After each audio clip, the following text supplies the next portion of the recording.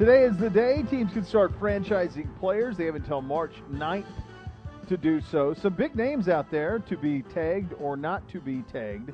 Gibbe wants to play a little game of tag or not tag. He's calling it yay or nay. I prefer tag or not tag. So I'm just going to steal it from him. Tag. Go with You're that. it. Not it.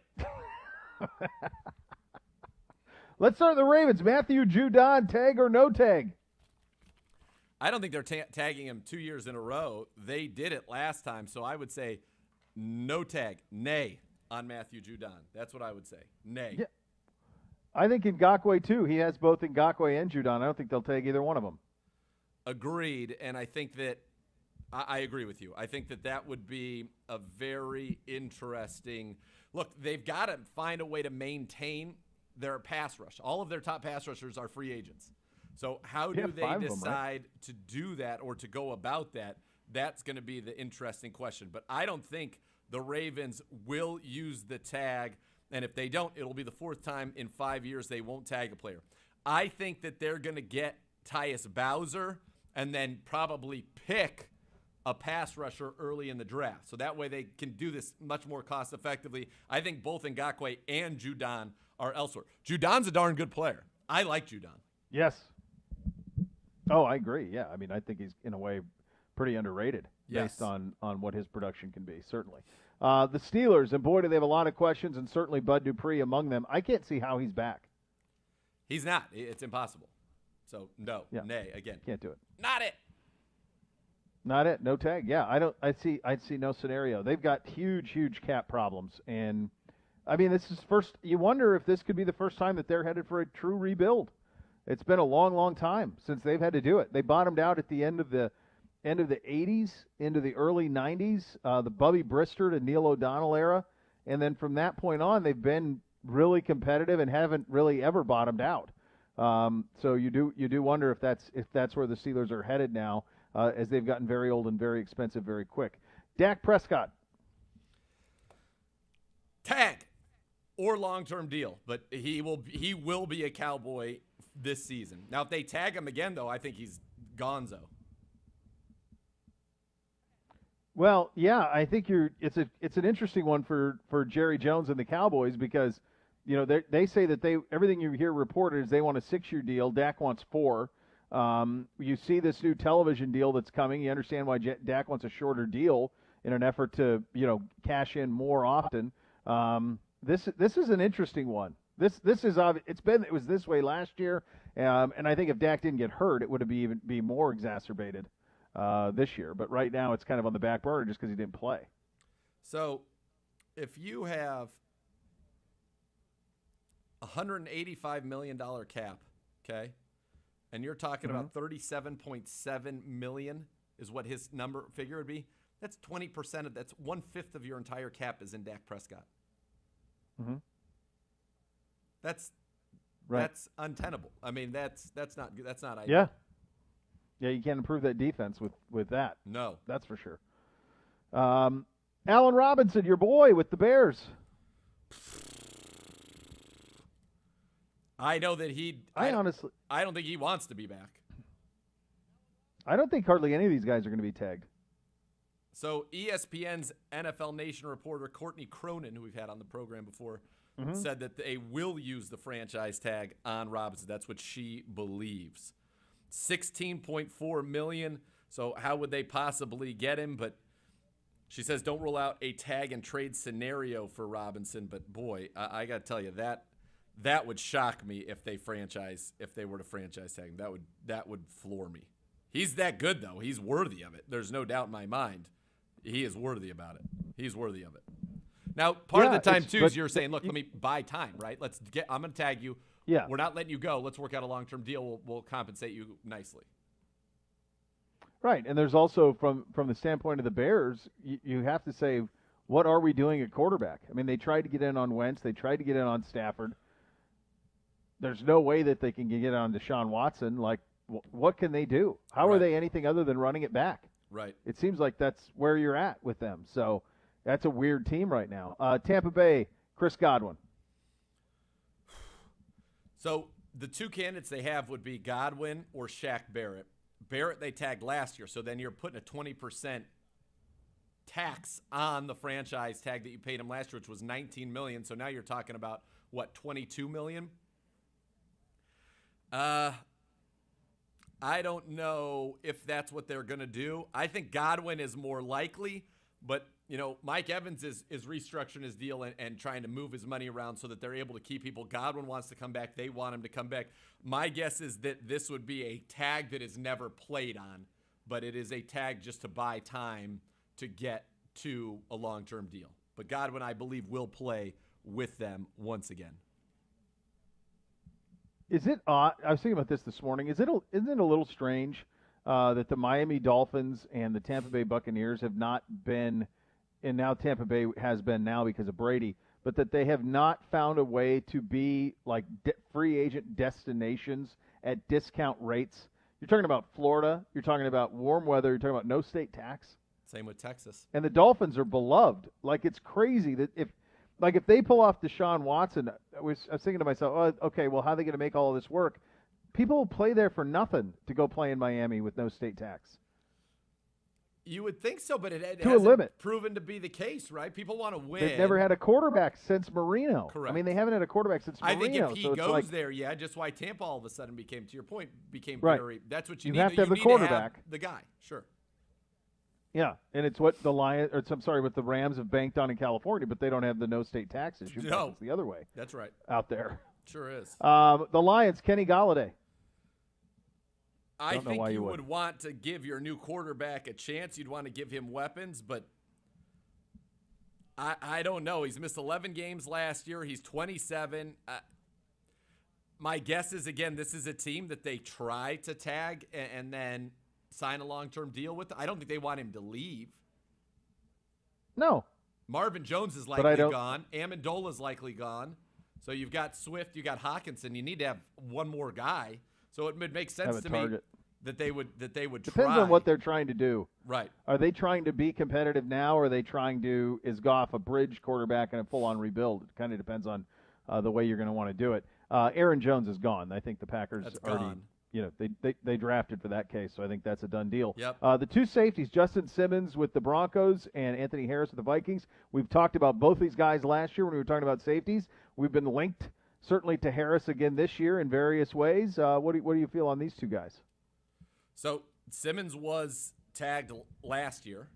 I don't think he gets out of Denver. That's one thing we'll talk with Albright, when we get him on closer to, but I would be stunned if he's playing anywhere other than Denver next year. They like him. Yeah. He likes it there. I think they might have to use the tag, but I don't think he'd ever play on the tag. I think he would get a long-term deal. And Harris? He's walking. Definitely, right? Yes, definitely walking. And had a down year. He had a down year. The other name on here is Carl Lawson. And Carl Lawson is somebody that could get the tag, but hasn't played to the $16 million a year level yet, even though a lot of people like him and think he, like, for example, opposite Miles, could absolutely blossom. Ben Baby, the ESPN Nation reporter for the Bengals, says, good dude. No, Lawson will not be tagged. They will try to keep him, but don't be surprised if he commands a high salary on the open market. There's a lot of sentiment now, more so than in recent weeks, coming out of Cincinnati, that Lawson will hit the market. Yep. And if I'll say this, that's I'll the go name on we've been record talking about for a long time with this. Oh boy. If Lawson hits the market, now we may say we want J.J. Watt. We're going to go the short-term deal with a young piece, or a Von Miller and a young piece, something like that, which is, again, totally fine. We're trying to balance all the money out now versus in the future we need to do some extensions. I trust those guys, whatever they think. I do think if Carl Lawson hits the market and we can make him a Cleveland Brown, that will be a wonderful, wonderful thing. I would like that. I think Hendrickson will cost more, and I think if Shaq Barrett hits the open market, he will cost – those two guys could cost an arm and a leg. Lawson is going to get a lot of money, but he's not going to be at that level because his production hasn't been there, even though those who really watch the tape know this kid could be great. But I think he is best as a Robin, whereas people are going to sign, a Barrett or a Hendrickson to be their Batman. But you give this guy, put him with Miles, oh, boy. Now you're excited. I am. You're very, very excited. All right, Connor Orr going to join us next, Monday Morning Quarterback and Sports Illustrated. We'll talk about these free agents, his tag decisions, and also player empowerment in the NFL. Is it coming? We'll get to that coming up next. Cleveland Browns Daily, 850 ESPN Cleveland.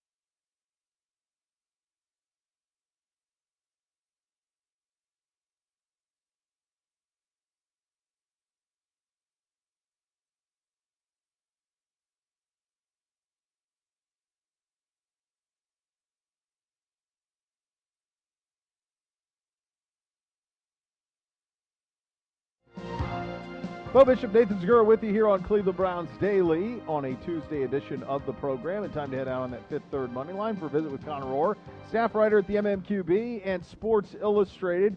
Connor wrote an interesting piece about star empowerment coming to the NFL. And when LeBron started doing this about 15 years ago, the thing I remember calling it the AAUification of the NBA. Like let's all get together, let's put ourselves in a good spot and try to win that way. It's now been called player empowerment.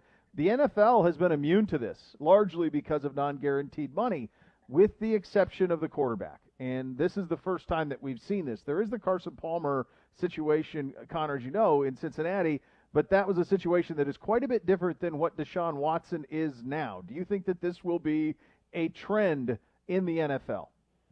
If he's able to force his way out, I think that there's going to be, a windfall of this. And I think that in a lot of ways, I would assume that, all 32 NFL owners are rooting for the Texans here. They're encouraging them to dig their heels in, and they want them to make this work, because the flip side of this is, franchises that are going to have to rethink the way that they treat their players. They're going to have to worry about losing these guys and not just assume that there's some kind of mechanism in place where they can just trap them in one city for their careers. And so I think that it's a good thing. I think it's a good thing that some teams, and obviously the Browns, I wrote earlier in the playoffs, have a reputation for being a player-friendly team. That isn't the case everywhere. So it'll be interesting to see how that shakes out with a lot of other clubs that are making their star players unhappy.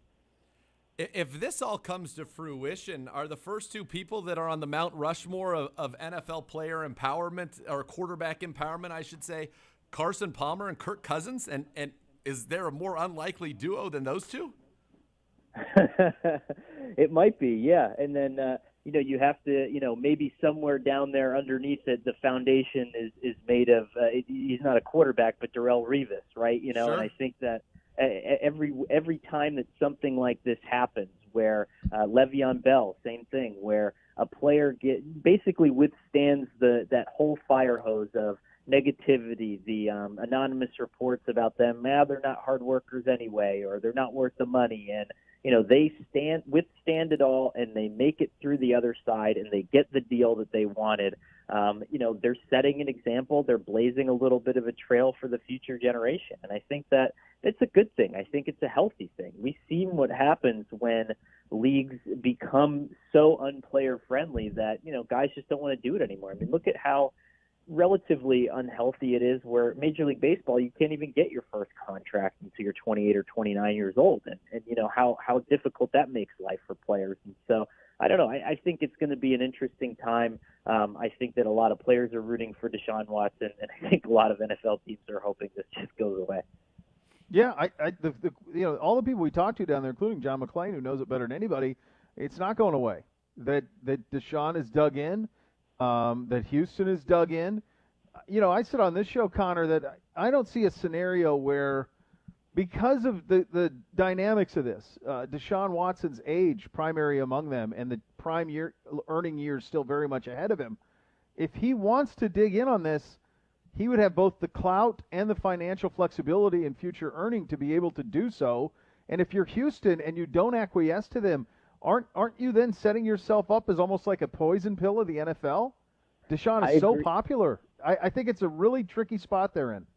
I totally agree, and I would think that every minute that, what really is your plan B here? Is it to force him into retirement and then just become petty and then not get the massive windfall of draft capital back for this player? Like, I think if you're Nick Caserio, who is playing things close to the vest, as it makes sense and as one would assume he would do, you have to realize that this guy is not playing for you. And, you could get 3 first-round picks and an offensive and a defensive starter back, or, you can sit there and pout. And I think that, yes, it's a tough situation on its face, but if you're Caserio, you're not going to really be blamed as the guy who traded him away. You're the guy who got hired and had to fix this mess. And so I think it's one of those things that it will eventually cave. But yes, on its face, it seems very complicated, especially when you have a generational talent at quarterback and arguably the most important player in your entire franchise's history. How do you expect that to play out? If I were a betting man, I would say that Houston starts having legitimate conversations with a very small handful of teams a couple weeks before the draft. Once they've gotten through their own evaluation process of the quarterbacks, which maybe they'll do very quietly. And remember, it's going to be easier to do that this year because a lot of stuff is virtual. You can go to the pro days, but all this other stuff, you're not going to get caught taking a guy out to dinner. You can have Zoom with them. You can do all this stuff, and maybe teams don't have a beat on your interest as much. And so maybe they go through that process, and then maybe they let all the other teams make it through free agency, and then you're left with a handful of very desperate teams that might be amenable to Deshaun Watson, who has a no-trade clause, and then you start from there when a team is truly desperate. when you know what you want on the back end and you have the leverage. But that's like a fine window. We saw that with the Cardinals, where they probably cost themselves, a round or two of picks that they could have gotten back for Josh Rosen for waiting too long. Do you think that as a result of, Deshaun Watson, we read a report today that says a third of the league has contacted the Seahawks about Russell Wilson after his comments on the Dan Patrick Show. Do you think we're going to see a thing, and, player empowerment, that's something we know is synonymous with the NBA, but that, when teams have that chance, right, to go for one of the big free agents or to make that splash acquisition, they totally divest their roster and create the room and the space to do it, but they don't always get that person. And so, you talk about here that the middle class, I think on a lot of teams that think they're potentially in these sweepstakes are going to get completely thinned out, and then you're going to have teams that are left holding the bag that are going to be not competitive at all, and I guess then their solution would be, well, we didn't get them there, now we'll go get them in the draft. Yeah, you're totally right. I mean, you're going to have maybe a 76ers from a few years ago, the Knicks, when they cleared everything out, hoping to get in on the Durant sweepstakes and all that stuff. But you're 100% right on that. It eventually does hurt the middle class. It hurts the middle class player who teams aren't going to be able to afford anymore. It hurts that middle market franchise, or it hurts that franchise that is not going to have that sort of tectonic coach that can draw players from one place or another. Like right now, I'm thinking Kyle Shanahan, maybe Kevin Stefanski is that guy in a year or two, Sean McVay, Sean Payton, where everybody wants to play for them because they know that their stats are going to be good and they know that they're going to win games. If you don't have any of that, then you're out of luck. The positive flip side of that is, you're not going to have owners settling for mediocrity anymore. And if they do, it's going to be quite obvious, I think, to everyone around them. Connor, is that what Carolina's doing right now? Kind of seems like it a little bit, doesn't it? Yeah, I think Carolina's going for it too. I mean, they were heavily mentioned in the Matthew Stafford trade talks. This is a team that I think we all thought with a 6-year deal with Matt Rule, with the matching deals for the new personnel department, that they were going to be patient and sort of build this thing methodically, especially when they start trading some of their cornerstone pieces earlier in the year. But I don't think that's the case at all. I think Bridgewater is available. I think that they want to go for it and start winning games right now. And it makes a lot of sense. You see the division opening up. Drew Brees is retiring. The Saints aren't going to be what they were. The Falcons are going to rebuild and kind of start over a little bit. So your chances to win now, Rule might have that clout, and maybe he's starting to go for it a little bit too. Connor, real quick, you see this Russell Wilson thing ending any other way other than him back in Seattle?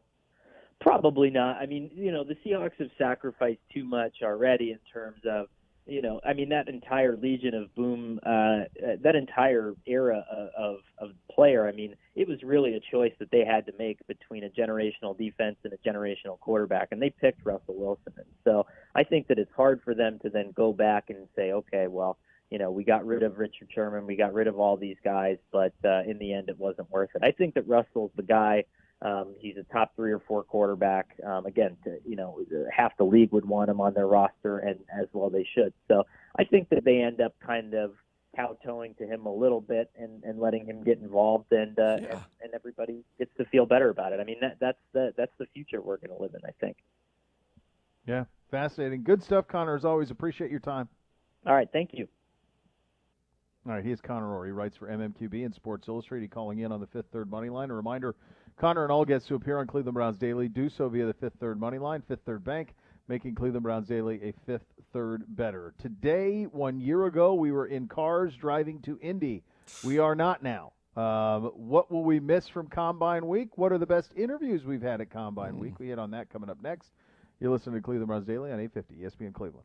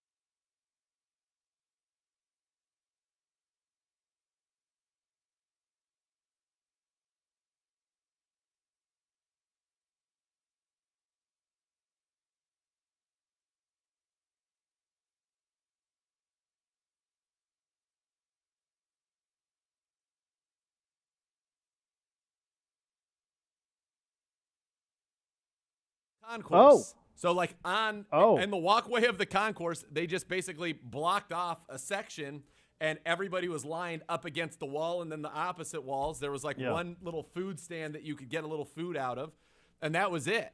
And so, but it was great because it was not nearly as big as the space we have now. Not that the space we have now is all that big, but it was much more condensed, and everybody had to walk by everybody to get everywhere. So Gibbe was in his lurking prime at that point. Yep. We had my worst combine interview ever also happened in that location, which was Schefter. And it was because I didn't understand at that time that you couldn't ask him anything. Like that he's not an opinion guy. Nothing. No, what should somebody do? Or what are you hearing about anything? No interest in that. No. Nothing whatsoever.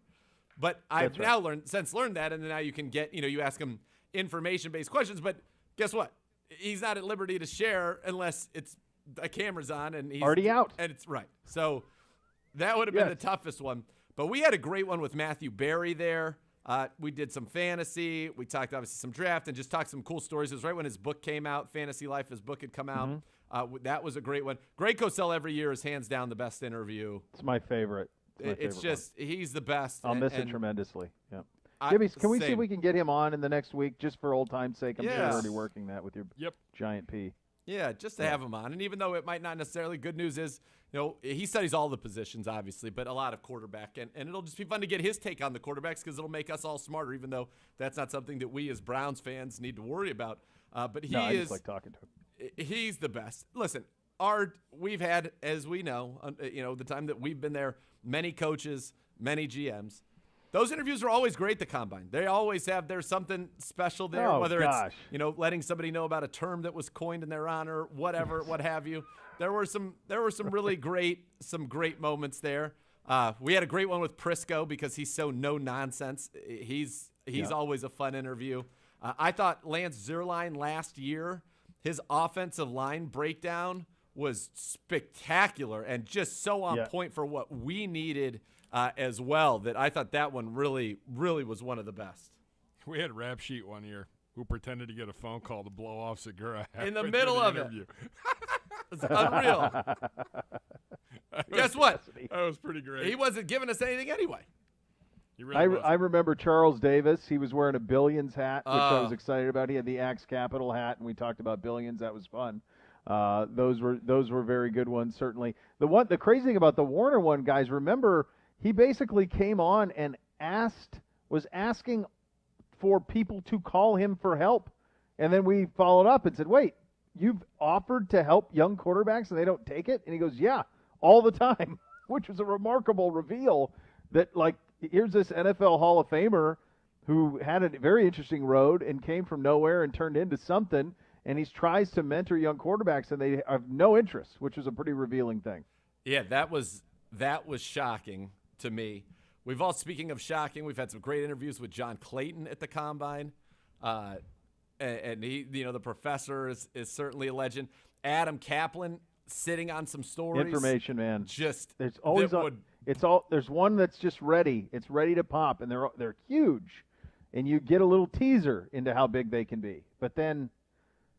Just incredible. But you get right to the precipice of just an enormous story, and then but then you back off. Sometimes you ease up off the throttle a little bit. Got to read the room. Brady Quinn, we've got some great interviews with Brady Quinn, especially when we're in the quarterback market, and he does a great job with those types in that scenario, and I think he's done a very, very good job with that. So those would be definitely some of my favorites. I think when Greg Cosell, year in and year out, is just he's the best. And then I had one other one, which was it was an internal interview. It was the interview that we conducted with you immediately after you almost dying at St. Elmo's, which involved you saying nothing at all but looking like you were about to die, which was scary at the time. It was the three of us and the stars. That's right. Still no hoodie. And all these years, these many years, even though it's been asked for and was promised years ago. COVID. All COVID, right? I'm sure all the people. But I have had that cocktail sauce many times. Had it many times, and I've had that shrimp cocktail many times. A veteran. Veteran. Knew what I'm getting into. Know that they don't give you the full money on draft week. or I'm sorry, on Combine Week, because the full experience is too hot and people won't be able to eat it. So understand all of that. And I've had it non-Combine. I've had it at other things. I've been over there for covering Big Ten stuff with Ohio State. So I've had it many times. And I don't know if I just got a thick chunk of the horseradish or what it was, but it was nuclear. And there were moments and seconds where I did fear for my life, and I wasn't sure if I was going to get through it. I'm just glad that you did, because, yeah, I would. It was touch and go. It felt like it was. It felt like it was touch and go. I also think. Yeah, I just teared. You had that look. The only time that I've ever. I would imagine when I had the same face that you had at that moment, and that I was also unable to speak, was one day at Barrio here in Cleveland downtown back in the good old days. I think it was a Carolina Reaper sauce that they had, which was hot, Okay. but I'd always had it. It was either that or the ghost pepper. One and then they've switched to the other. I don't remember the exact order, but either ghost pepper or Carolina Reaper. So a very hot sauce, but one that I'd had a billion times. But You've had it. Peppers You've lived it. Yep. are always different. You can get a jalapeno, you get a bag of jalapenos. You can get one jalapeno that tastes like just delicious jalapeno flavor, no heat, and then you get another one, you're like, whoa. So I understand there are variances in the pepper world, but whatever I had that day, I just remember this is the time that I had to chug the little half and half creamers to try to because you need that dairy, and that's the only dairy that they had in the place. But all of a sudden, the way she goes, "Are you okay?" And I just went, and I couldn't talk, eyes watering, nose, face beet red. Yep. It's not a joke when you get some of that action. No, and the lump happens right behind your nasal cavity, especially between with your that mouth stuff. and your nasal. Oh yeah, in the back of your head. It's right there, and it just, gosh. It's funny, and I don't know if the store bought, and I'm curious to get your take on, but the store bought, now that they're at the Heinen's and there are a lot of the local grocers. I've had that, yeah. I can't get enough of that. Like I have it at least once a week. I love it. Love it. So good. Yeah, it is so good. We should be there. That should Very be. We good. should be there. What on Friday nights? Nada tonight. Nada tonight. Elmo's either tomorrow or Friday. No, Thursday. You guys go home Friday. I always stayed. We're not there for 2 nights. Oh, really? yeah, God knows what would happen. Gibby running amok over there, unencumbered by us. I feel like there's always 3 meals. No, we get in Tuesday, Wednesday, Thursday, and you two skedaddle. Yeah, so it is 3 nights. It's 3 nights. So then Tuesday night, the first night's nada. First night's always nada. Yeah, right. Yeah, tonight's nada. Tonight's nada. You're right. So Tuesday, Wednesday, Thursday. I was right. Yeah. You're right. Wednesday, Thursday's usually Elmo's. You're right. Yeah. And Wednesday, we run amok somewhere else. I usually go to Irie. Get on a bird and little great Italian. zip Get on a bird. We're zipping around past Riverboat Ron on birds. I mean, it's so great. I think that there really should be. I feel like the NFL needs to somehow have a show where people just come on and talk about what they would be doing at the combine. I'd watch that. It would make me feel like I was there. It was well, maybe the Good Morning Football people could do that. Yeah. Little Kilroy's action till 3 a.m. Oh, sure. Allegedly. Yep. Talking trash. Jerry's bus driving around. Amazing. Steak and Shake. So great. Not that I know anything about that. I don't. Not that Gibby's been on the bus, for God's sakes. Gibby's the only man who's been on Jerry Jones's bus and Bono's bus. Both. Unbelievable. That's how Gibby rolls. It's unreal. That's his life, kids. And I talk trash to Mike Tomlin at Kilroy's. Of course you did. I may or may not have been playing shuffleboard in the back, and Mike was Yelling holed out up, and Pittsburgh. I was running the table with someone else in this building whose name will remain nameless. And Positive. I looked over and I said, "You won next? A little bragging rights here. You might you might have beat us in football, but I'll beat you.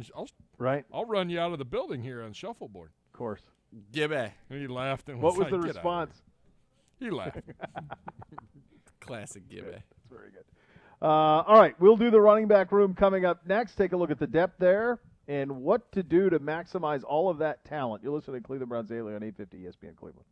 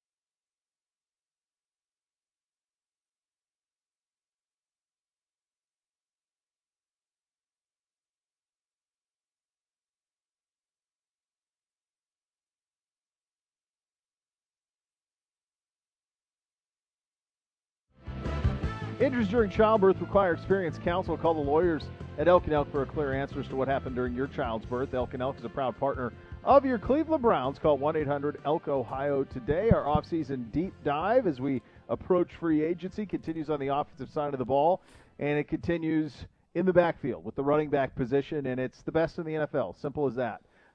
Nick Chubb, Kareem Hunt, yep, very, very good. All these guys signed through 2021. You can add Dearness Johnson and Andy Janovich, the fantastic fullback in that mix. And what this is really going to be about is the philosophy going forward with both of these guys. Because Nick Chubb's going to need to be paid at some point. Kareem's locked up. Kareem's got a very, very friendly deal.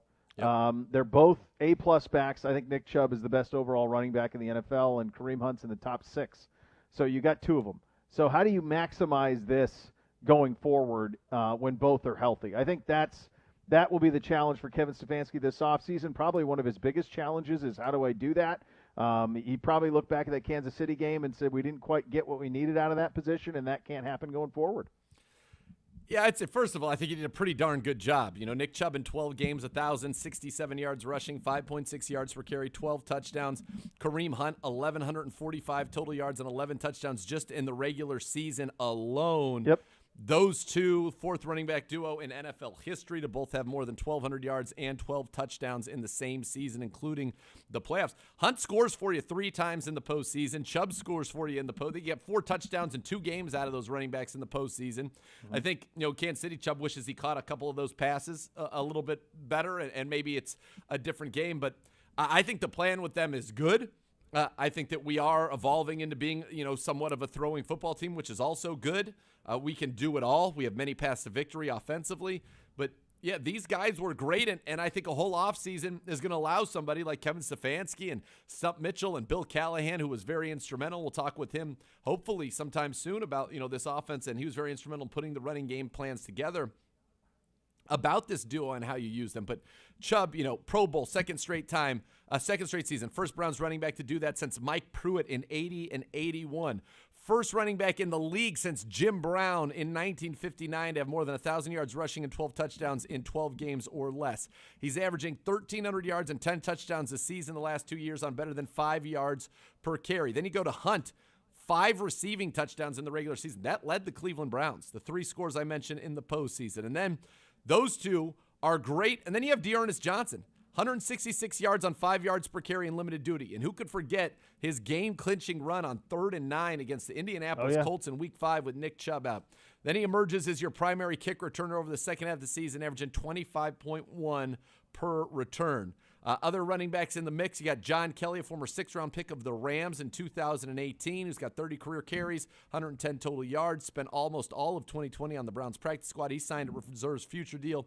You got the great Janovich at fullback, and then Johnny Stanton, who's back as well on a reserve futures deal after spending most of 2020 on the Browns practice squad. He was, of course, active Week 11 against the Philadelphia Eagles. But this duo is as good as it gets. Johnson solidified himself, and that was one of those big had to be here, had to see it, or had to pay attention to the scores where we said he was going to win that job over Dontrell Hilliard. Now, we don't know, if ultimately the decision makers were going to agree with that, but it certainly looked like he did, and he has done that. And Dearness Johnson has solidified himself as an excellent third back for you. He can run it, he can catch it, he contributes on special teams. He does exactly what you want that spot to do. Yeah, there's no question there. I mean, there's zero concern with this group. This is one of the powerhouse units on your team. I mean, this is there with offensive line, and it might be the strongest position group on your team going forward. And then so the question is balance, and what does it look like? What does the balance look like with Chubb and Hunt? What does the balance look like with run pass? How do you make sure that by the time you get to the postseason, they're both fresh, they're both healthy, and you can use both and be effective while also expanding this passing attack? Because let's remember, Odell Beckham Jr. is coming back to this team next year. We were a team at the last few games of the season that could throw it out of any set, and we're very comfortable throwing the ball down the field. So what does that look like for these two guys going forward? You have a lot invested in terms of talent at this position, financially not yet, but that could change with the Nick Chubb deal whenever you decide to do that, and depending on what that ends up looking like. So there are big questions. They're just not things that have to be addressed really this year. Right, and I think that is if you're this team, that's what you feel good about, that you're very much set here. You could run back your top 3 and your fullback from a year ago. Another year in this offense, just run it right on back. There's nothing wrong with that. Run it right on back. And I think that is a situation that if you're, as a Browns fan, you've got to be thrilled about. Just run it right on back. We're good here. You're safe. This is a great position group. It's a great grouping. And you've got even reserves and Kelly and Stanton. Of course, some competition will be brought in. One thing that you'll have to watch is this the year that, a mid-round pick goes on a running back as a potential succession plan? Because the fact is you're not going to be able to have the luxury of Chubb and Hunt forever. It's just not something you're going to be able to do. Now, you probably could do it for the next, 2 seasons. So maybe you don't need to do that this year. Maybe that's something you do a year from now or 2 years from now. But yeah, you're running it back, and now it's just how do we even better utilize these unbelievable resources that we've got here? They're both 25, aren't they? Hunt and Chubb? I think they're both 25. Mid-20s. Yeah. I mean, they're kids in that sense. Are you more of a proponent of a timeshare with your 2 running backs with 60 Chubb, 40 Hunt, or are you a proponent of finding more ways to get them on the field together? Well, I think that's one of the interesting things that we're going to have to see what happens ultimately in the receiver room, what ultimately happens, with the evolution of this offense. As Kevin Stefanski says, if you're being stagnant, you're not evolving. And so I want to get more of them on the field. I think they're 2 of your best playmakers. I want to get the ball into their hands. Yeah, certainly together. Figure out ways to do that. But the reality is blockers. The reality is it's nice to be able to keep them both fresh. And it's nice to be able to have that nice timeshare with them and have that productivity that you get out of both of them and what you're it worked this year. This is only 4 times in the history of the league that duos have been this productive in the same season together. So that says to me it worked. There have been a lot of good tandems around the league, but none that have, only 3 other times in the history of the league has this happened. So I think you did a great job with them. And I think, honestly, what we talk about all the time when we get the receiver position, we'll talk about it even more, but I really believe that speed and adding speed into the mix with this for this organization is only going to help those 2 running backs. Agreed. I think the thing that you think sometimes, I've heard fans say this, and it's I understand why you say it, but you hear it quite a bit, is let's get them both in the same backfield at the same time. We can motion Hunt out and put him in the slot. He can run routes. And the reality is that as good as Kareem Hunt is, he is not an incredible mismatch, certainly for a defensive back in the slot. Right. He's just not. That's just. So I think there's a misconception that, you can put him out there and you can play him at receiver. Well, that's not the best way to take advantage of his skills. And so there is this feeling of, well, the best way is that we can play them both at the same time because they're 2 of our best 11 players offensively. And while that is true, the other way to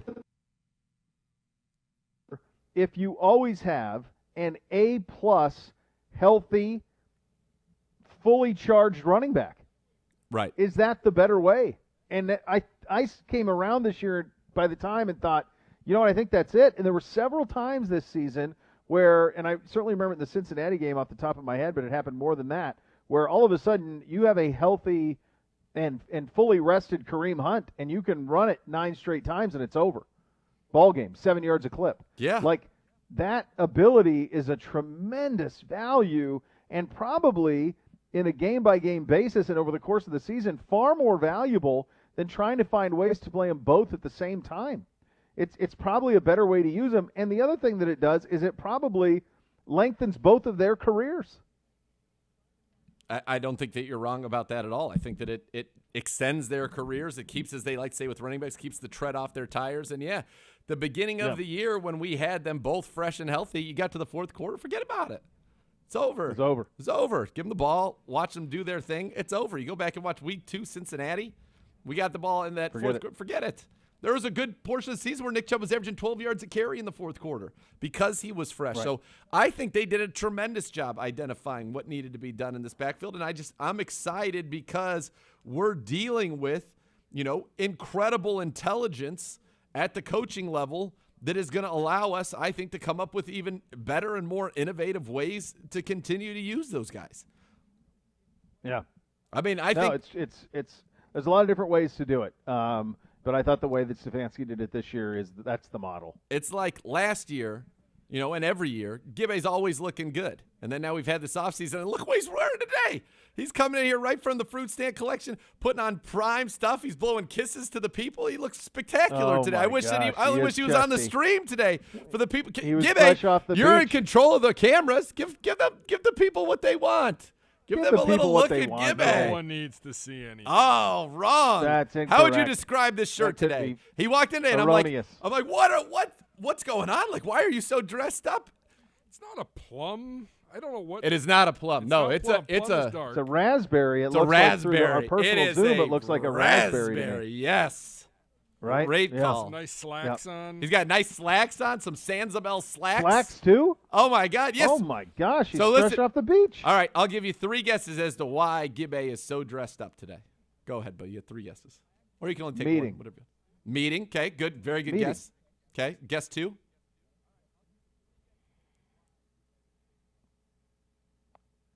Celebrating somebody's birthday, an event. Great guess. Okay. And It perhaps is my not. nephew's birthday. I'd have both Happy those birthday, wrong. Brady. both wrong. Wow. A third reason why Gibbe would be dressed up.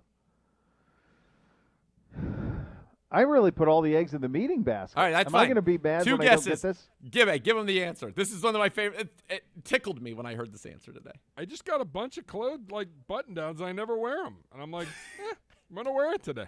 I'm wearing them every week. On a happenstance? Yeah. He just was like, I don't want these sitting in the closet. Why let's put them on the old body? I wouldn't have had that. No, never. Button-downs and clothing and everything. And I'm like, maybe you should kind of look the part a little bit. Bring these out a little bit. It's unreal. It's great. They're just sitting I in wouldn't my have got closet. there. I mean, there's You no could have had 100 guesses. Might as well wear it. You could have had 100 guesses. Well, which million. is hysterical because, like, there are bigwigs among bigwigs that are not dressed. Like, everybody in the building is not exactly – because if you have a meeting, it's virtual anyways. Not everybody's DJ. Right. Yeah. But he's, I mean, Yeah. He's in a whole category he's by mastered. himself. I can't – he's mastered What is that the look. what is the there's no question. What is the catalog that he would be that would best describe his look? So I'm like I would have had this, I feel like, as a younger person when there were catalogs that were coming all the time. But to me, he's like, see, I still get them. There's this company that I get, and I don't know how I ended up with it. It's kind of an offshoot of kind of like that Orvis. Okay. But it's Orvis was in my mind. It's actually called Guideboat Company. Okay. And they look like they're just having the greatest time. Like I don't even know what they're doing. But they're chopping wood. They're in multiple shirt jackets. There's always a high boot situation, a high lace-up boot situation. Now he can do both. He can do that, or he can go straight sax. Like he can play. He has 2 looks that are distinctive and spectacular. So he can go straight Guideboat Company, or he can go Saks Fifth Avenue, and both. But he can suit it up. I was even going to say it's like I just pulled up their website. To me, it's like a blend of Guideboat meets. Right. I was going to say Wall Street, Saks Fifth Avenue, but like that, that kind of look. To me, he's on a mountain. I do picture him on a nice butte with like some pine trees and some maybe even a ram is like behind him with its legs in the air and spectacular horns. Yep. But then he's also standing in front of like a Bentley. You know what I mean? Like it's a combination for sure. of he's at the nature Yellowstone Club. and but also of buttoned up high fashion. Yep, it's both. He's got both. That's right. All right, very good. All right, we will go around the league. Coming up next, a little mock drafts at the bottom of the hour. You'll listen to Cleveland Browns Daily on 850 ESPN Cleveland.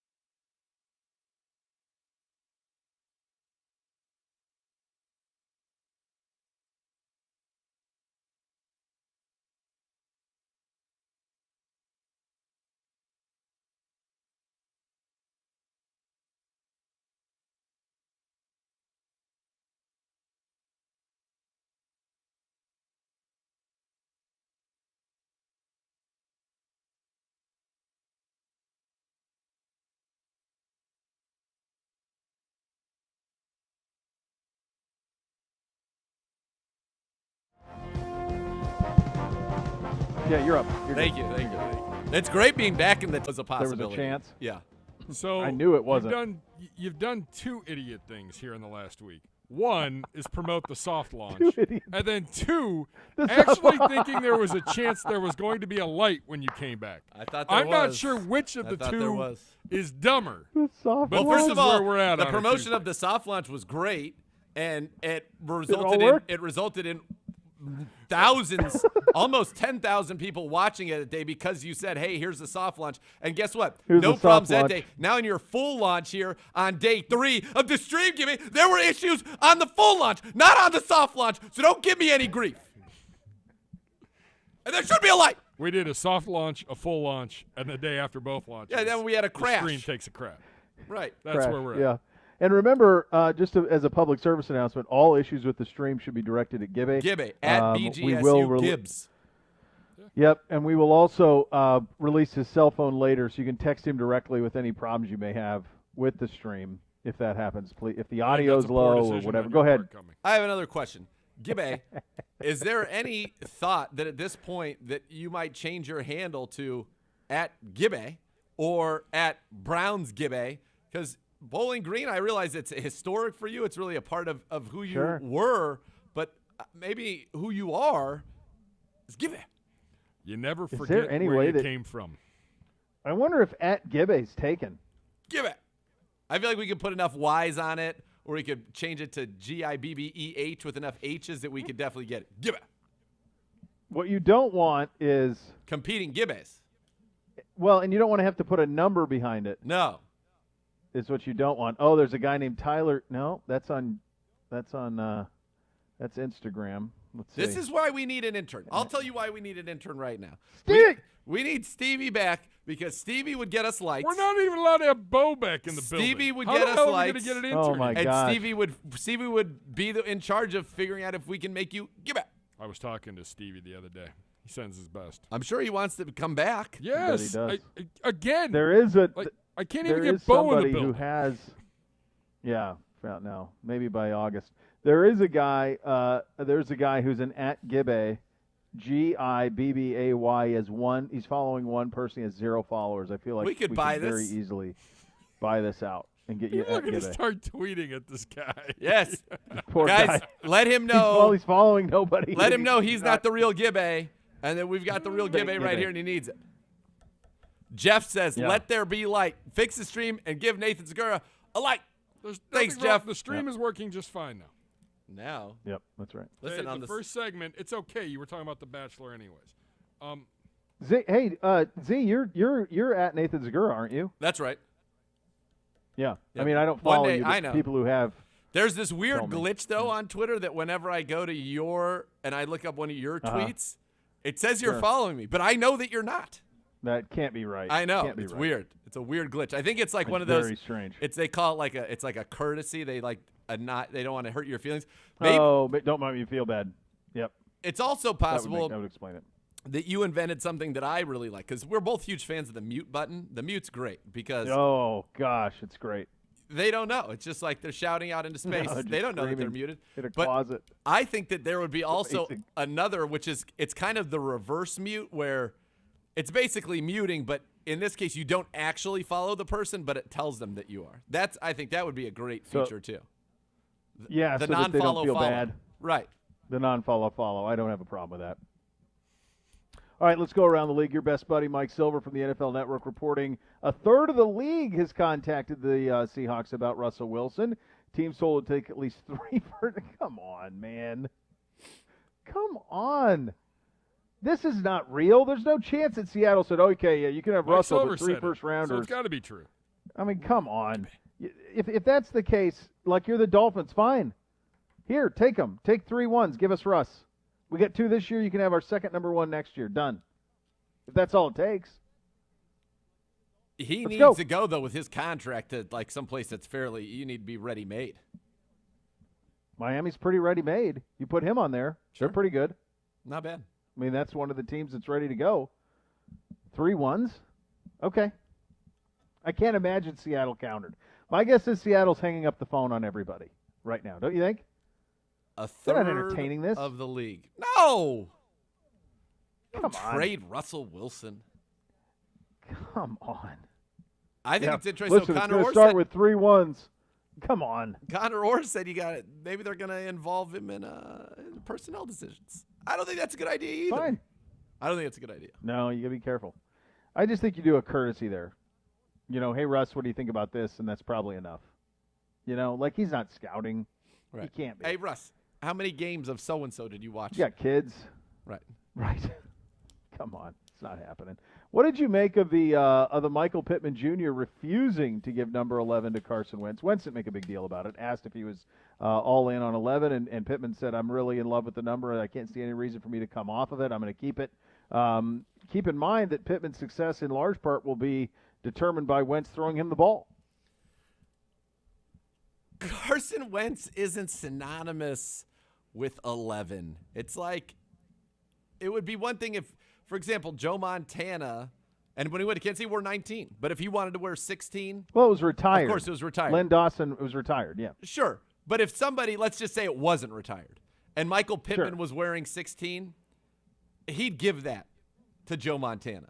I believe. So you're saying that Wentz doesn't have the clout, cachet, he doesn't have the call. He doesn't have the call for the guy to say, "No, there's no call." There's no call. He didn't have call yesterday. He doesn't have call today, and he won't have call tomorrow. No. The other thing, and this is just I thought it was strange from Pittman's perspective how willing he was ready to tell this story. I think he loved because he tells it to TMZ. He flex. loved the story, and I think it kind of paints him in a weird light in retrospect because Wentz didn't make a big deal about it.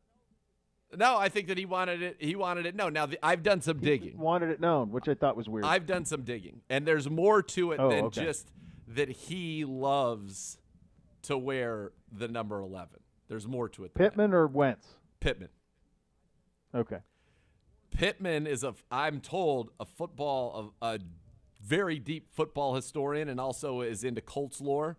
And his favorite quarterback to ever play for the Colts happened to wear number 11. Sure. You may remember him. What do you Jeff George. I wonder not John Trudeau. Do you think that he would do you think that he knows who Jeff George is? I'm going to say no. Yeah, cuz his dad was No in the chance. league during Jeff George's heyday. No chance. 100%. His dad might have been after Jeff George, to be fair. Let's see, Jeff George 50. They made a little crossover, not much. That should be a new running gag for us. Every time that we have a rookie on, we should say, "Do you know who Jeff George is?" Just to break your I heart. was just thinking about that. Like even Wouldn't on that the be fun, coaches Gibby? show, like Yes. when we do all those, and we're going to keep a Whenever running we have tally anybody this board. on, and our last question, we ask this of everybody: do you know who Jeff George is? I think we should do that. I think that would be great. But the thing is, we'd have to watch out for Z's tampering because he would go to great lengths to educate and tamper. Yes. Jeff So we George would have to Jr. make sure that we they keep might an eye know on him. Jeff George Jr. Junior. Yeah. Yeah, Nathan Pittman would know him Zegura would because not be allowed to ask that his question. dad played with Brad Johnson, who backed up Jeff George. How old was Michael Pittman Jr. when that happened? I don't know. But listen, Jeff George. Bootsies doesn't is a remember last legend. week, and you think this guy's going to remember when he was 2? Come He's on. a legend. I'm just listening. I'm not saying my sources are right, but my source said he has an affinity for a guy who wore number the way 11 in that- a Colts uniform before. That's all. The way that Zegura would phrase that question to, let's say, Michael Pittman is, "Hey, Michael, there was a quarterback for the Indianapolis Colts named Jeff George, who I believe had one of the strongest arms Not in just the me. history of Everybody the believed league. it. He wore number 11 and is criminally underrated as a quarterback." That's right. Michael, can you tell me who wore number 11 for the Colts and played quarterback and had a really strong arm? That's how he would phrase that question. Let me tell you guys something. You are the king of leading. Let You're me the tell you king something of right leading. now. Jeff George, if he played in this NFL with the you can't hit quarterbacks and the lax restrictions on how you can defend He'd receivers, be Jay Cutler. he'd be Matt Stafford. He'd be a jerk He's version way of better Jay than Cutler. Jay Cutler. Come on. No, same guy. First of all, Jay Cutler was the star of that show, and it caused a wedge in their I union. love Cutler. I think he's fantastic. Jeff He's a George good is no follow jerk. on Twitter, on Instagram as well. So I think that's really what you're looking at. It's a poor man's Jay Why Cutler. do you always is have what to you're bring looking at everything with back George. to Jeff George? Jeff George should Did I? build you a statue, Oh, Zegura, did I? because you're the only What'd I thing do? keeping that guy relevant in the world. Well, thank you. That makes me feel good that I am keeping it relevant. Biggest of Me and You're- Metcalf. you're the one Let me bringing tell you it something. down. Who of all the people we've talked to, who played with him? Who that we know well played with him? One person, right? Eric Metcalf. Yeah. And does Eric Metcalf say Yep. anything other than glowing things about Jeff George? No. He I loved him. wish we had the way that you phrased that question to him, because that Yes. was classic Zegura leading. No, I on talked that about one. it with him Yes, it off was. air. We've talked about it over cocktails. We've sure, broken sure. bread with tales of Jeff George. Spin Bread's zone. been broke. We did. Metcalf's usually in Indy at the combine. I run into he's always there. Yeah. Oh, always good to see him. Hey, what did you make of? Did you guys see this? Aaron Rodgers is engaged to that Shailene Woodley, the actress. Yep, that's right. Who I didn't know her from. Do you know her from anything? No, he announced it when he won the MVP. I didn't even Right. know that he was So- dating someone. No. Well, he goes. He's a serial monogamist. Next, always heavy relationships, one after another. And so she was on the Tonight Show yesterday, right? Mm-hmm. And basically is completely unaware that even what football is. Maybe that's how he Unaware. Maybe that's how he likes it. Well, he just dated Danica Patrick. Surely she knew who he was. The actress said Olivia Munn before that. yesterday she said, and I quote, "I never thought I'd end up with a guy who throws balls for a living." They now. She's from Big Little Lies. There you go. Yeah, Sure. that was a tough watch. I don't know if I did watch. So there you go. Yeah, I had no idea. And apparently, Go ahead. well, he wants to host Jeopardy. He's going to April At some 5th. point. 10 episodes. 10 episodes. He's doing 10 episodes? 10 That's right. episodes. A 10-episode run, 2 weeks. How would you be? I think that I would have a pretty high nervous feeling going into hosting Jeopardy. Realizing it's taped so you can mess up, but there's a lot of really clear pronunciations and stuff that you want to be nailed to, right? You want to knock those out. Like, I could do Sajak's job tomorrow. That would be pure You could do joy. it. You could You could back do into this. that in your sleep. Like the Jeopardy gig, I think, has a little more to it. You're gonna get the stuff. You're gonna with a pronunciation guide, and you're gonna put in the work, and you're gonna be ready to go. Like, because you're a big B. He is. No, I would not do the work at all. I'm would. saying I I'd guess love what it. I'm saying is, well, I know you would. You'd prepare. I think I could go in and do Wheel of Fortune tomorrow. Sure. No prep. Asa could do Wheel of Fortune tomorrow. That's my dog. Of course. Throw on a suit. Away we go. Let's go. Spin the wheel. Let's keep it moving. Yep, no problem. I think the Jeopardy gig's a much more difficult gig. That's why I think Sajak has the best gig in entertainment. Aaron Rodgers is so even keeled, though. I feel like he's just, I got it. Here's the question. Well, the You question. have to be. You can't. It's not a personality job. Like, that job is to read the answers. That's it. And to be a little feisty at times. I wonder if he's going to play it. Is he going to? I'd like to see Will Ferrell host Jeopardy. As Trebek or Of as course. Farrell? As Trebek. Yeah. That would be pretty good. It's the best. It's incredible. Like, would you play? Those are great skits. Oh, so good. Daryl Hammond was so good. Yeah. Sean Connery. Well, who was he? He had Turd Ferguson. Turd He had Ferguson. Burt Norm Reynolds Macdonald. Turd Ferguson was the Norm best. Macdonald as Turd Yeah. Ferguson was Legit. unbelievable. Turd Ferguson. Like, it was Yeah, that's my name. Perfect Burt Reynolds. Oh, Absolutely good. crushed So it. good. Just nailed Turd it. Ferguson. Just the Great best. hat. What a hat. All right, we'll do a little mock draft fun on a Tuesday coming your way next, Oh. including the latest. You do Oh, have some go ahead, news, go ahead. Zegura, I believe. I do. Yeah. I was trying to get to it before you guys took the classic Beau Bishop detour to Jeff Georgetown. Population U2. But Carl Lawson, the Bengals doing some negotiating in the media. They have now threatened that they are not afraid to use the franchise tag if they need to. So clearly negotiations not going well. They're trying to threaten him with tag. Guess what? I like that. That means there's trouble in paradise. It means Mike Brown has to spend money. He's not, no way, not doing it. Not doing it. Come Not on happening. down, Carl. All right. We'll do a little mock draft fun coming up next. You're listening to Cleveland Browns Daily on 850 ESPN Cleveland.